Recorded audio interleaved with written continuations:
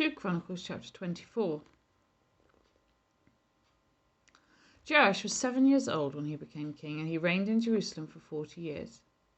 His mother's name was Zibiah. She was from Beersheba. Joash did what was right in the eyes of the Lord all the years of Jehoiada the priest. Jehoiada chose 2 wives for him, and he had sons and daughters. Some time later, Joash decided to restore the temple of the Lord. He called together the priests and Levites and said to them, "Go to the towns of Judah and collect the money due annually from all Israel to repair the temple of your God. Do it now." But the Levites did not act at once.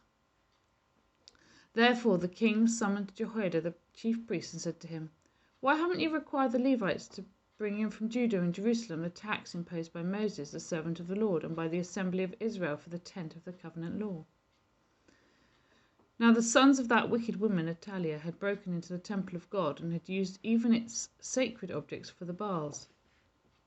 At the king's command, a chest was made and placed outside, at the gate of the temple of the Lord. A proclamation was then issued in Judah and Jerusalem that they should bring to the Lord the tax that Moses, the servant of God, had required of Israel in the wilderness. All the officials and all the people brought their contributions gladly, dropping them into the chest until it was full. Whenever the chest was brought in by the Levites to the king's officials, and they saw there was a large amount of money, the royal secretary and the officer of the chief priest would come and empty the chest and carry it back to its place. They did this regularly and collected a great amount of money. The king and Jehoiada gave it to those who carried out the work required for the temple of the Lord. They hired masons and carpenters to restore the Lord's temple, and also workers in iron and bronze to repair the temple. The men in charge of the work were diligent, and the repairs progressed under them. They rebuilt the temple of God according to its original design and reinforced it. When they had finished, they brought the rest of the money to the king and Jehoiada, and with it were made articles for the Lord's temple, articles for the service and for the burnt offerings, and also the dishes and other objects of gold and silver. As long as Jehoiada lived, burnt offerings were presented continually in the temple of the Lord. Now Jehoiada was old and full of years, and he died at the age of 130. He was buried with the kings in the city of David because of the good he had done in Israel for God and the temple. After the death of Jehoiada, the officials of Judah came and paid homage to the king, and he listened to them. They abandoned the temple of the Lord and the God of their ancestors, and worshipped Asherah poles and idols. Because of their guilt, God's anger came on Judah and Jerusalem. Although the Lord sent prophets to the people to bring them back to him, and though they testified against them, they would not listen. Then the Spirit of God came on Zechariah, son of Jehoiada the priest. He stood before the people and said, "This is what God says. Why do you disobey the Lord's commands? You will not prosper, because you have forsaken the Lord, he has forsaken you." But they plotted against him, and by order of the king they stoned him to death in the courtyard of the Lord's temple. King Joash did not remember the kindness Zechariah's father Jehoiada had shown him, but killed his son, who said as he lay dying, "May the Lord see this and call you to account." At the turn of the year, the army of Aram marched against Joash. It invaded Judah and Jerusalem and killed all the leaders of the people. They sent all the plunder to their king in Damascus. Although the Aramean army had come with only a few men, the Lord delivered into their hands a much larger army. Because Judah had forsaken the Lord, the God of their ancestors, judgment was executed on Joash. When the Arameans withdrew, they left Joash severely wounded. His officials conspired against him for murdering the son of Jehoiada the priest, and they killed him in his bed. So he died and was buried in the city of David, but not in the tombs of the kings. Those who conspired against him were Zabad, son of Shimeath, an Ammonite woman, and Jehozabad, son of Shimrith, a Moabite woman. The account of his sons, the many prophecies about him, and the record of the restoration of the temple of God are written in the annotations on the book of the Kings, and Amaziah his son succeeded him as king. 2 Kings chapter 12. In the 7th year of Jehu, Joash became king and reigned in Jerusalem for 40 years. His mother's name was Zibiah. She was from Beersheba. Joash did what was right in the eyes of the Lord all the years Jehoiada the priest instructed him. The high places, however, were not removed. The people continued to offer sacrifices and burn incense there. Joash said to the priests, "Collect all the money that is brought as sacred offerings to the temple of the Lord. The money collected in the census, the money received from personal vows, and the money brought voluntarily to the temple. Let every priest receive the money from one of the treasurers, then use it to repair whatever damage is found in the temple." But by the 23rd year of King Joash, the priests still had not repaired the temple. Therefore King Joash summoned Jehoiada the priest and other priests and asked them, "Why aren't you repairing the damage done to the temple? Take no more money from your treasurers, but hand it over for repairing the temple." The priests agreed that they would not collect any more money from the people and that they would not repair the temple themselves. Jehoiada the priest took a chest and bored a hole in its lid. He placed it beside the altar on the right side as one enters the temple of the Lord. The priests who guarded the entrance put into the chest all the money that was brought to the temple of the Lord. Whenever they saw that there was a large amount of money in the chest, the royal secretary and the high priest came and counted the money that had been brought into the temple of the Lord and put it into bags. When the amount had been determined, they gave the money to the men appointed to supervise the work on the temple. With it they paid those who worked on the temple of the Lord, the carpenters and builders, the masons and stonecutters. They purchased timber and blocks of dressed stone for the repair of the temple of the Lord, and met all the other expenses of restoring the temple. The money brought into the temple was not spent for making silver basins, wick trimmers, sprinkly bowls, trumpets, or any other articles of gold or silver for the temple of the Lord. It was paid to the workers who used it to repair the temple. They did not require an accounting from those to whom they gave the money to pay the workers because they acted with complete honesty. The money from the guilt offerings and the sin offerings was not brought into the temple of the Lord. It belonged to the priests. About this time, Hazael, king of Aram, went up and attacked Gath and captured it. Then he turned to attack Jerusalem. But Joash, king of Judah, took all the sacred objects dedicated by his predecessors, Jehoshaphat, Jehoram, and Ahaziah, the kings of Judah, and the gifts he himself had dedicated, and all the gold found in the treasuries of the temple of the Lord and the royal palace. And he sent them to Hazael, king of Aram, who then withdrew from Jerusalem. As for the other events of the reign of Joash and all he did, are they not written in the book of the annals of the kings of Judah? His officials conspired against him and assassinated him at Beth Milo on the road down to Silla.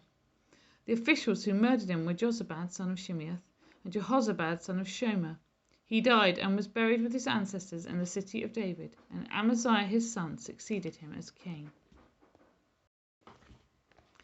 Psalm 50, a psalm of Asaph. The mighty one, God the Lord, speaks and summons the earth from the rising of the sun to where it sets. From Zion, perfect in beauty, God shines forth. Our God comes and will not be silent. A fire devours before him, and around him a tempest rages. He summons the heavens above, and the earth that he may judge his people. Gather to me this consecrated people, who made a covenant with me by sacrifice, and the heavens proclaim his righteousness, for he is a God of justice. Listen, my people, I will speak. I will testify against you, Israel. I am God, your God. I bring no charges against you concerning your sacrifices or concerning your burnt offerings, which are ever before me. I have no need of a bull from your stall or of goats from your pens, for every animal of the forest is mine, and the cattle on 1,000 hills. I know every bird in the mountains, and the insects in the fields are mine. If I were hungry, I would not tell you, for the world is mine, and all that is in it. Do I eat the flesh of bulls, or drink the blood of goats? Sacrifice thank offerings to the Lord. Sacrifice thank offerings to God. Fulfill your vows to the Most High, and call on me in the day of trouble. I will deliver you, and you will honor me. But to the wicked person, God says, what right have you to recite my laws or take my covenant on your lips? You hate my instruction and cast my words behind you. When you see a thief, you join with him. You throw in your lot with adulterers, and you use your mouth for evil, and harness your tongue to deceit. You sit and testify against your brother and slander your own mother's son. When you did these things and I kept silent, you thought I was exactly like you. But now I arraign you and set my accusations before you. Consider this, you who forget God, or I will tear you to pieces with no one to rescue you. Those who sacrifice thank offerings honour me, and to the blameless I will show my salvation. Matthew chapter 9. Jesus stepped into a boat, crossed over, and came to his own town. Some men brought him to a paralysed man lying on a mat. When Jesus saw their faith, he said to the man, "Take heart, son, your sins are forgiven." At this, some of the teachers of the law said to themselves, "This fellow is blaspheming." Knowing their thoughts, Jesus said, "Why do you entertain evil thoughts in your hearts? Which is easier to say, 'Your sins are forgiven,' or say, 'Get up and walk'? But I want you to know that the Son of Man has authority on earth to forgive sins." So he said to the paralysed man, "Get up, take your mat and go home." Then the man got up and went home. When the crowd saw this, they were filled with awe, and they praised God who had given such authority to man. As Jesus went on from there, he saw a man named Levi sitting at the tax collector's booth. "Follow me," he told him, and Matthew got up and followed him. While Jesus was having dinner at Matthew's house, many tax collectors and sinners came and ate with him and his disciples. When the Pharisees saw this, they asked his disciples, "Why does your teacher eat with tax collectors and sinners?"